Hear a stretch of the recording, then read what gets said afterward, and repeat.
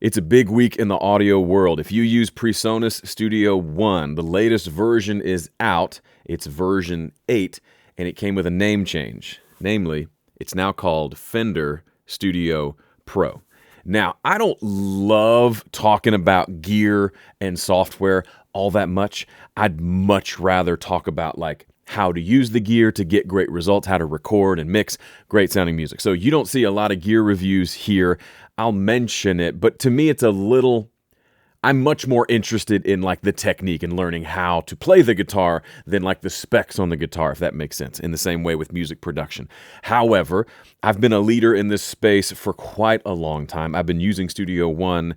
I looked it up. Check this out. This was my first video I could find that I made featuring Studio One from, look how ugly it was. I made this in July of 2012. So I've been using it since before then. That puts me at well over a decade of using Studio One.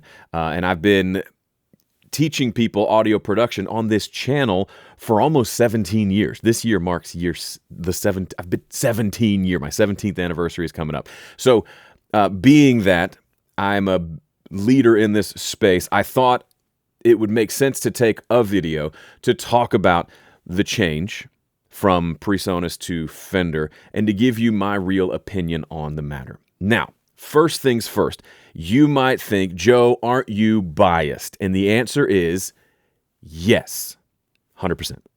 There's no way around it. Early in my career, I started using Studio One. I started working with Presonus very early on, making videos for them, partnering with them because I loved the software. So let me give you a brief history of my relationship with them. And if you think I'm still a shill, it's totally fine. You think what you got to think. But I really am trying to give you my honest opinion on the matter because it's the kind of thing that matters to a lot of people. So brief history. I went to audio school for college, learned audio engineering. And my first real job out of college, I worked at Sweetwater as a salesperson.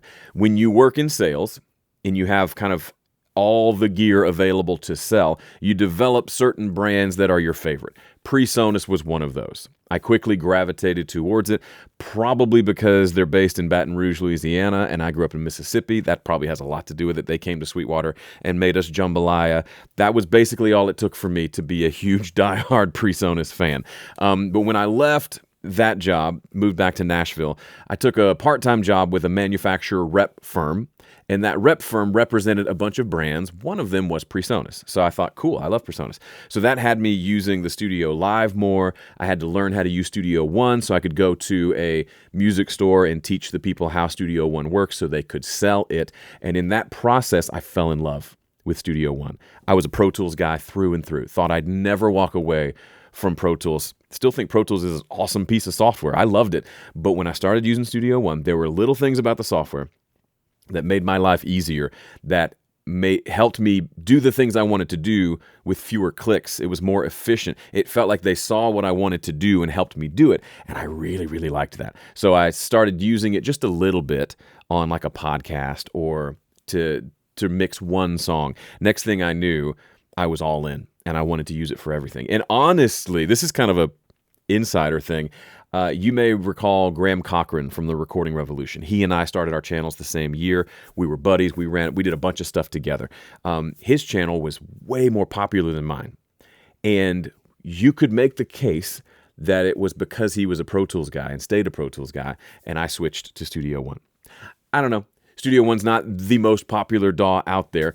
You could say, but I loved it so much I had to follow my heart, and I liked this one. That was long before I ever made any money working with Presonus, just so you know. But, okay, so I'm working for a rep firm, so technically I guess I'm making money from Presonus that way.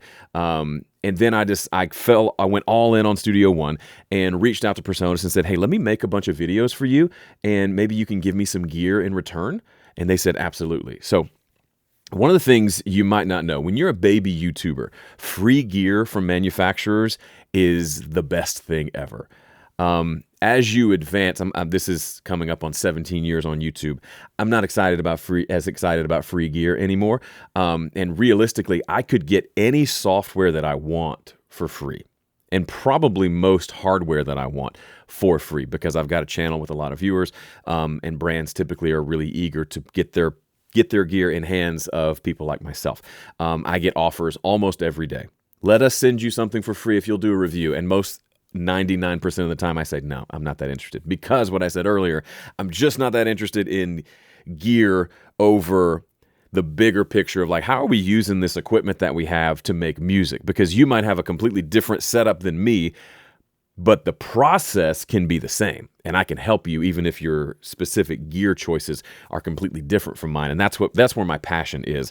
But of course, I want to talk about it here today. So I started making videos for Presonus, and then fast forward a few years, and I actually was in a transition point in my business. Some things were changing, and I wanted a bit of a change of scenery. So I actually became an employee of Presonus for a couple of years.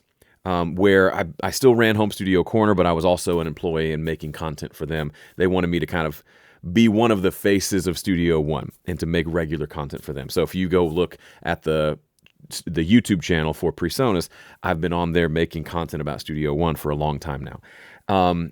A few years into that, the company Fender came along, Fender, the guitar company, and bought Presonus. So big Fender guitar came and bought small Presonus company. So Presonus makes more than just software. They do audio interfaces, they do speakers, they do mixers. I use a mixer here. A lot of cool stuff. Fender comes down and buys them. And one of the interesting things that happened is a lot of people freaked out. Oh no, a guitar company is buying a technology company. They're going to ruin it. That has happened in this industry. So it was an understandable fear. I thought it was kind of interesting at the time. Fender, really cool. Presonus, really cool. I play guitar. That sounded like fun.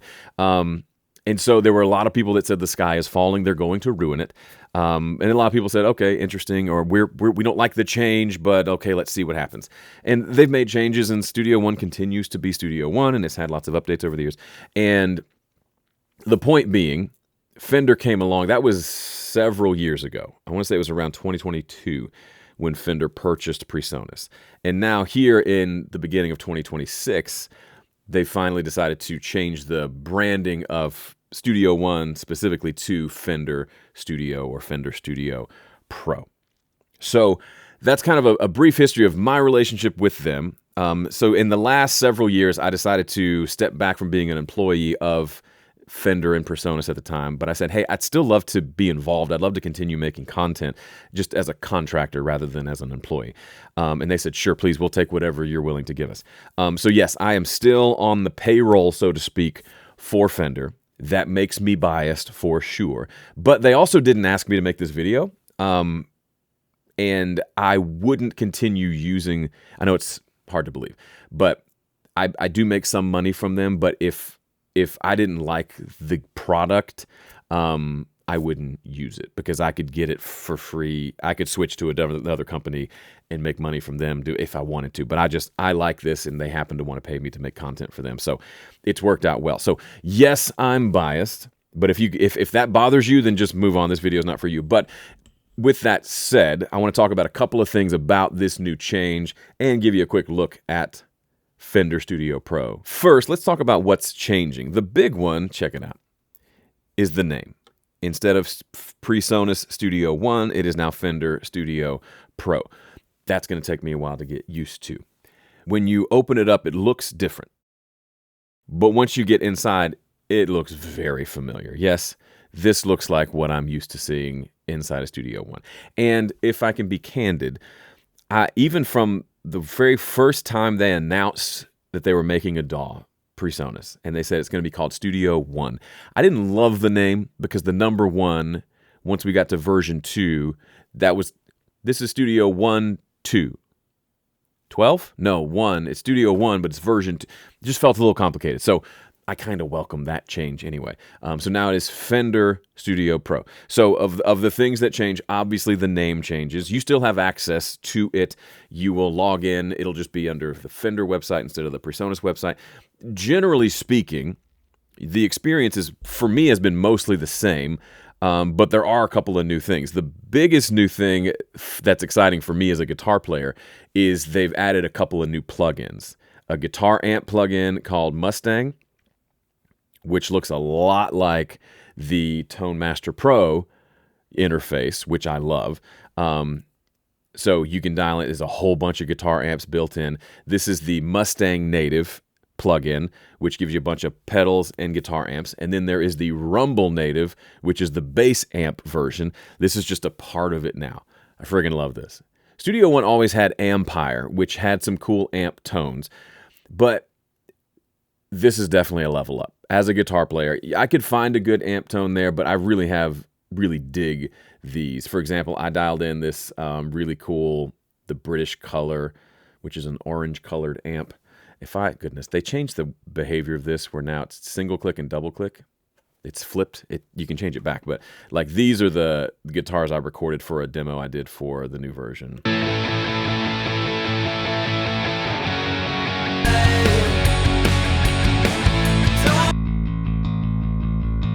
Anyway, love that. So that alone makes a whole lot of sense, right? Fender has amp models. Fender bought Presonus. It makes sense that now Studio One or Studio Pro has amp models built in. Love that. However, a lot of people are thinking, oh no, they're going to stop focusing on they're just going to focus all on guitar. That's understandable. I see how you would think that. There are some more plugins too. The one that I'm excited about that I quite honestly have not played around with too much is this one. Check this out. There's a new reverb in Studio One. The reverbs in Studio One have been cool, but this one, I know the look of it shouldn't matter, but this one looks really cool. And I've played with it a little bit. Let's just real quickly see what it sounds like on this guitar.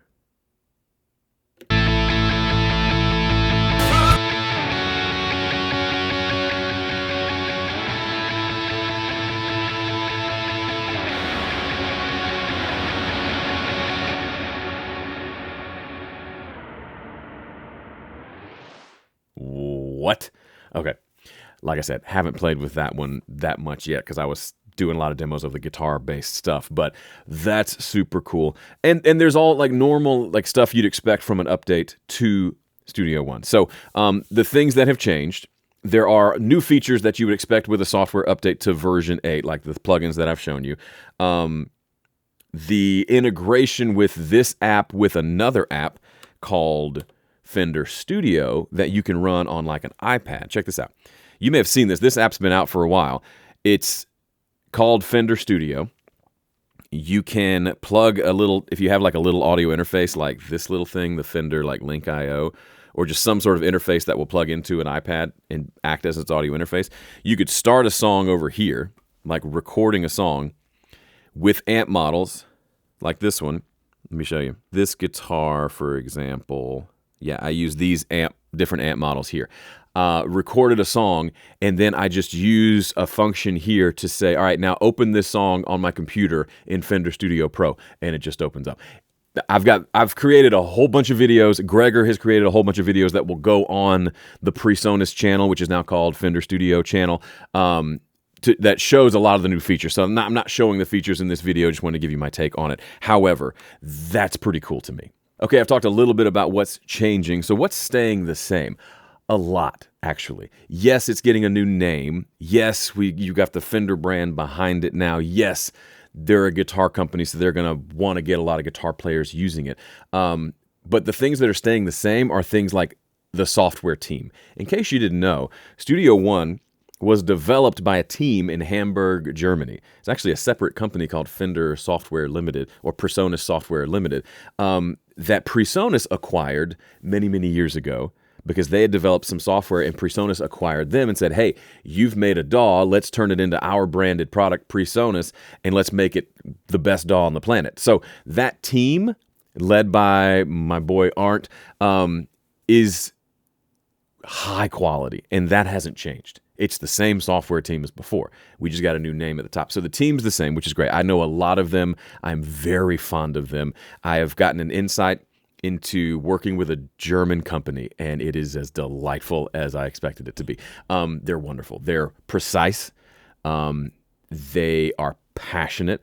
And they do good work. Like their software won me over before I knew them. And then I met them and said, this makes sense why your software won me over. And then the other thing that's going to stay the same is all the features you've grown to love in Studio One are still there in Studio Pro. I say this a lot, and honestly, the team in Germany doesn't like it when I say this, but the features that won me over from Pro Tools back in 2012 on version 2, which, to be completely fair, it looked ugly, but there were features that existed that made my life easier, that convinced me to switch. And those features are still there.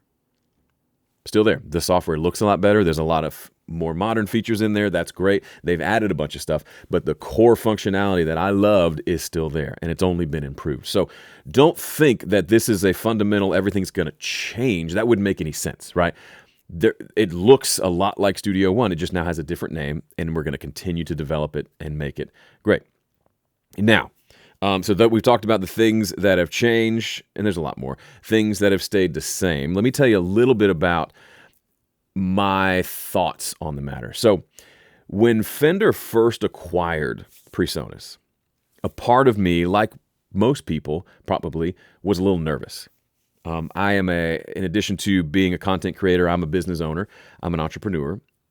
It's just me and my wife running this company. And I've studied a lot of marketing, and there's been a lot of, I've developed a bias probably against really big companies, really big corporations. Kind of the phrase of, oh, it's a big dumb company that's not going to know how to run a company or how to engage with customers or how to do marketing. Those were my biases going in, thinking, all right, here comes a bunch of suits going to try to run a music-based company. From the beginning, I was pleasantly surprised. Just about everyone I've met, and I've been in rooms with like the CEO and all the VPs and senior VPs, they're almost every one of them is a killer musician. A lot of them are guitar players, which makes sense. There's some great hip hop artists on the staff. It's a staff full of musicians who love music, and like the guy who developed, the guy who's kind of head over the whole Presonus thing right now at Fender can shred on guitar. So it blew some of my conceptions of, oh, it's just a bunch of suits. It wasn't. It was a bunch of dudes in jeans who love guitar. And Fender, as a company, made instruments and made amps, but then it kind of stopped there. So if I loved Fender products, had a guitar, had an amp, I could buy more guitars and more amps, but I couldn't continue down the signal flow using Fender products. I had to go somewhere else. So in my mind, it actually made a lot of sense, because now you can play their stuff live, you can play it in the studio, but then you can also plug it into a Fender interface, into Fender software, which is cool. I think that's pretty cool. So they came along, and a lot of people were freaked out, and I understand. The freak out about a big change, they're going to ruin everything. That certainly was on everyone's mind. I have been pleasantly surprised, because while everyone said the sky is falling, the world is ending, this is the end, that has not been the case. That has been categorically not true. There are things that Fender has done that people don't like. They added a subscription option that we actually technically added that before Fender came along, but the subscription model. So you could subscribe to Studio One for whatever the current price is. I think it's around $19 a month or something like that, versus paying upfront for a license to own the software. People got mad about that. You want to get mad about it, that's fine. But they never took away the ability to just purchase it. That's always been there, and it still is there. So that's still true. But I understand that like things, the people who are maybe more MIDI based are concerned that it's moving towards guitar players. I understand, but the features you love are still there. And there's actually a lot of new features that Gregor covers on his videos. There's a lot of updates to the way like impact works. It's completely changed. So they're very much not wanting to alienate a core group of the users, which is like electronic musicians, but also they want to create something that a bunch of guitar players will look at and say, well, if Fender made that, I might give it a try.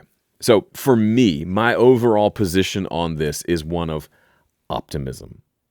You don't have to share my opinion, but that's what I feel. I'm optimistic about the future of what's now called Fender Studio Pro. You know that thing where when you use something, and it's a fairly small group of people who use that thing, like I get into things like I went through a phase where I got into like Blackwing pencils, and there's not a lot of people who use pencil at all, and then there's a smaller group who use that specific pencil. I recently, as a company in Chattanooga called Big Idea Design, they make these really cool bolt action pens. I was wearing their hat, I think, in my last video. This is like a Damascus titanium pen, and it has a bolt action on it, and you can use all different kind of refills with it. Anyway, not a lot of people use this pen, and there's something that feels cool about being in that group. So maybe if you are a Studio One user, you felt like a part of that fairly small-ish community of people using this software. This is what I'm imagining could be the beginning of this becoming a much more popular piece of software. When you do surveys of people and they say like list the top DAWs, Pro Tools is up there, Ableton Live is up there, Logic is up there. Studio One never made like the top 3 or top 5 tier usually. That's just the truth. There wasn't, from what I can understand, a lot of name recognition with the Presonus Studio One brand compared to Pro Tools. Like Pro Tools is such a ubiquitous term, like even non-musicians know that Pro Tools is a thing. And so, but what is a household name? Probably more so than anything, even Pro Tools. That one, right? Everybody knows the name Fender. I think that's a cool opportunity. I think it was smart to change the name because I think people will be more likely to give it a try if it's associated with they already own a Fender amp and guitar. They like that. Might be cool to check that out. And then I think the fact that instead of Fender trying to build a DAW from the ground up, which is a whole lot of work and usually is not very good the first couple of years, they acquired a company that had a mature piece of software. I wouldn't use Studio One if it didn't allow me to do things like track my full band live and edit and mix it. I wouldn't, but it does, and it does it really well. So it makes sense that they wouldn't try to build it from the ground up, but they'd acquire a thing. So I've even seen videos coming up already saying Fender makes a DAW now. Yeah, but they did it the smart way. Instead of trying to build it from the ground up, they bought one that was great, slapped their name on it, put some of their amps into it, and now to me it's even better than it was before. If you're interested in finding out more about what's new with Fender Studio Pro version 8, still a mouthful, head over to their YouTube channel. I've got videos that I've made. They'll be posting those over the coming weeks of a lot of the features. Gregor's got a bunch of videos. I'm sure other folks have videos as well. And then if you're going to be at the NAMM show, I'll be there. I'll be doing a couple of presentations there talking about this as well. So in closing, I know this is more of a dry video. I didn't teach you anything about how to do anything production-wise, but I think these conversations are helpful from time to time, just to kind of chat about the state of the industry, so to speak. I'm optimistic, mainly because I can still make the music I want to make that makes me proud, and you and I can still talk about making music, and there's some software here in the background that lets us do that. I think that's pretty cool. Speaking of me helping musicians, if you'd like my help in learning how to get great sounding mixes using whatever software you use, really doesn't matter. The process is the same. I highly encourage you to come check out the next Better Mixes Challenge that I'm doing. You can go to bettermixeschallenge.com to find out when the next date is happening. It's a 5-day event. It's about an hour or 2 per day, depending on which ticket you buy. But I'll teach you my mixing process and give you some tracks to work on. You could do it. The next one I'm going to do inside of Fender Studio Pro. Finally, I've had it on my computer and I haven't been able to talk to you about it for so long. It's finally here. I'm so excited. But would love to have you join. Come check that out. I'll put a link in the description for that as well. That's it for me for today. Thanks for watching. Be sure to like and subscribe if you're into that sort of a thing, and I'll see you on the next one.